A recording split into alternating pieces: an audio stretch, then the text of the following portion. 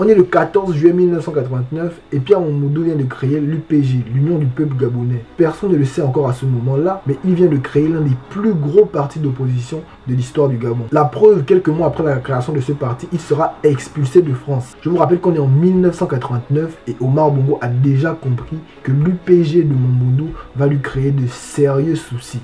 Bonjour à tous. Bonjour à tous, je m'appelle Alan Abbé Solo et aujourd'hui je vais vous proposer une vidéo de Momboundou. Vous avez été nombreux à me demander de faire une vidéo sur cet illustre personnage de la politique gabonaise, donc j'ai exécuté. Aujourd'hui je vais vous présenter l'histoire de Pierre Momboundou Momboundou. Et surtout ceux qui veulent soutenir la chaîne financièrement, vous avez tout ce qu'il vous faut en description. J'espère que vous allez apprécier la vidéo, sinon let's go!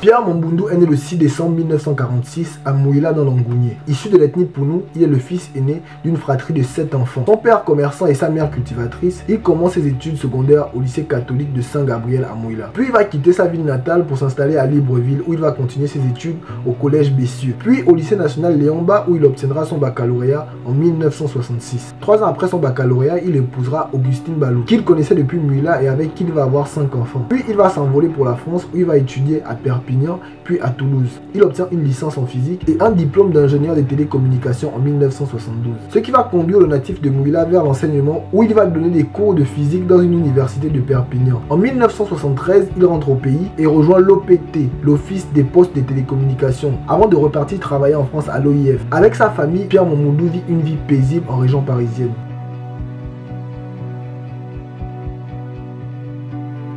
À la fin de la décennie 80, Pierre Momboundou décide de faire du Gabon un pays où règne liberté et démocratie. C'est alors qu'avec quelques-uns de ses partisans, ils vont créer l'UPG, l'Union du peuple gabonais, parti de l'opposition sous le parti unique, le 14 juillet 1989. Au mois d'octobre, le président Omar Bongo, informé de l'existence de ce parti politique, va faire jouer ses relations au plus haut niveau de l'État français, puisque Momboundou sera suspendu de ses fonctions à son travail pour un motif un peu farfelu. Il sera accusé de préparer un coup d'État visant à assassiner le président de la République gabonaise, donc Omar Bongo à l'époque.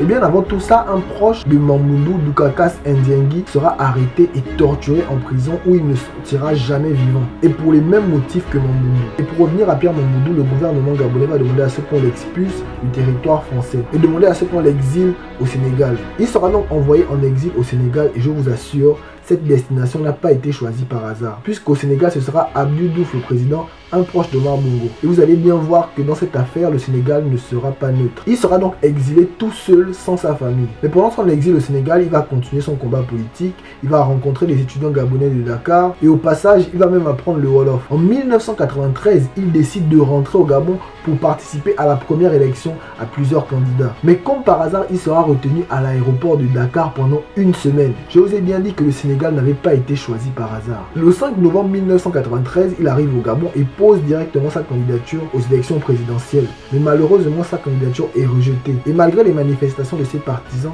cette décision restera inchangée. Et Omar Bongo finira par remporter l'élection de 1993 et l'opposition va dénoncer plusieurs irrégularités. Lors de l'année 1997, Pierre Momboundou est élu maire de la ville de Dédé. Et là-bas, il fera clairement ses preuves avec l'électrification de la ville et la construction de l'hôtel de ville.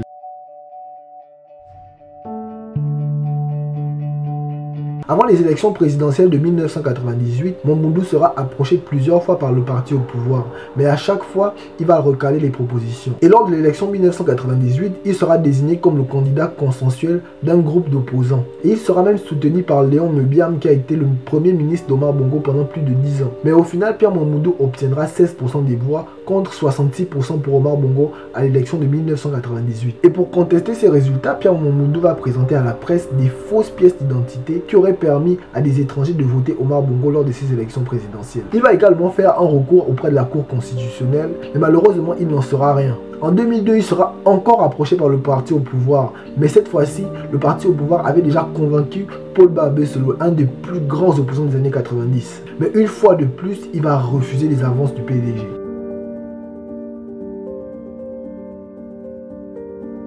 En 2005, Pierre Mamboundou sera encore candidat à l'élection présidentielle contre un Omar Bongo qui commençait déjà à être affaibli par la maladie. Et pour bien donner le tempo de cette élection présidentielle, son thème se sera jamais épuisé du changement. Et malheureusement, à l'annonce des résultats, Pierre Mamboundou obtiendra 13% contre 79% pour Omar Bongo. Les revendications qui vont suivre seront terribles et vont manquer de coûter la vie à l'opposant, puisque son siège d'AONG sera attaqué. Il y aura une fois de plus un recours auprès de la Cour constitutionnelle, mais une fois de plus, il n'en sera rien. Mais sauf que là, il ne va pas se contenter de dénoncer les fraudes.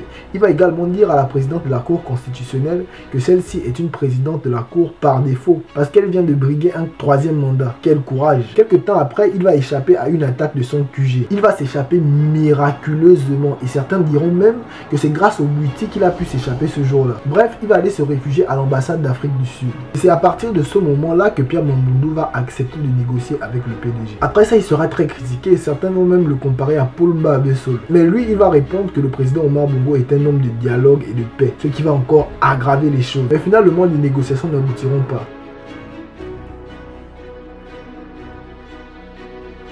L'élection présidentielle de 2009 arrive et cette fois-ci, rien ne semble barrer la route à Pierre Mamboundou. Sauf qu'il y aura un ancien PDGiste qui va rejoindre l'opposition 2 mois avant l'élection et sa candidature va clairement mettre en difficulté et Pierre Mamboundou et le candidat du PDG.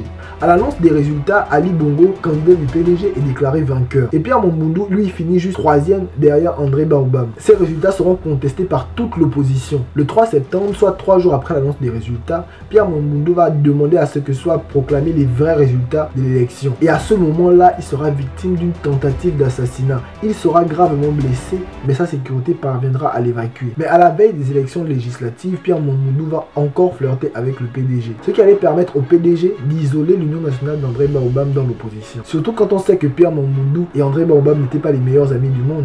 En 2009, par exemple, Pierre Mamboundou a dit à André Baobab « Moi au moins, ça ne fait pas 2 mois que je suis dans l'opposition, mais ça fait 20 ans. » En 2007 aussi, Mamboundou avait également accusé André Baobab d'avoir vendu l'île Bagné à la Guinée équatoriale. Pour revenir à notre histoire, les négociations entre Pierre Mamboundou et le PDG n'aboutiront pas. Puisque Pierre Mamboundou voulait vraiment un poste impactant, il ne voulait rien d'autre à part le poste de Premier ministre. Mais à cette époque-là, le poste de Premier ministre était traditionnellement réservé aux femmes. Mais Mamboundou, lui, il était pour nous. On lui a proposé le poste de vice-président, ce qui ne faisait pas l'affaire pour lui.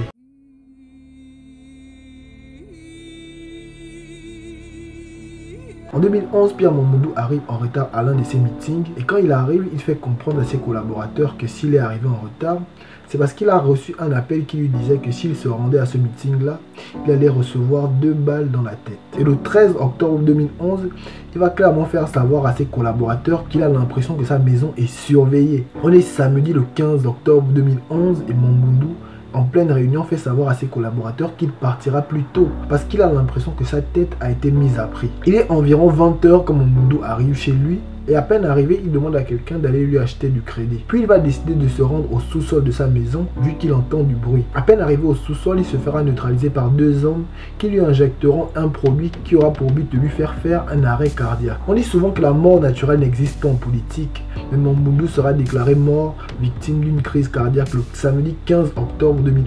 Pourtant, Mamboundou, durant sa vie, a esquivé plusieurs tentatives d'assassinat. Comme pour l'assassinat de Joseph Redjambé, les assassins ne seront jamais inquiété. Il sera enterré à Ndendé. Et là-bas, un certain Moïse sera arrêté pour avoir tenté de casser la tombe de Mamboundou pour lui retirer son crâne. La version de l'assassinat de Mamboundou que je viens de vous raconter, c'est pas moi qui l'invente. C'est dans le livre de Kevin Biogué. Après la mort de Pierre Mamboundou, l'UPG va voir rouge dans tous les sens du terme. L'histoire de Pierre Mamboundou, c'est l'histoire d'un homme qui a dit non à Omar Bongo pendant des années et des années. L'histoire de Pierre Mamboundou, c'est l'histoire d'un homme qui pouvait dire à n'importe qui ce que le peuple gabonais pensait tout bas. L'histoire de Pierre Mamboundou, c'est l'histoire d'un homme qui était prêt à mourir pour faire vivre ses idées. Merci à tous, c'est déjà la fin de cette petite vidéo.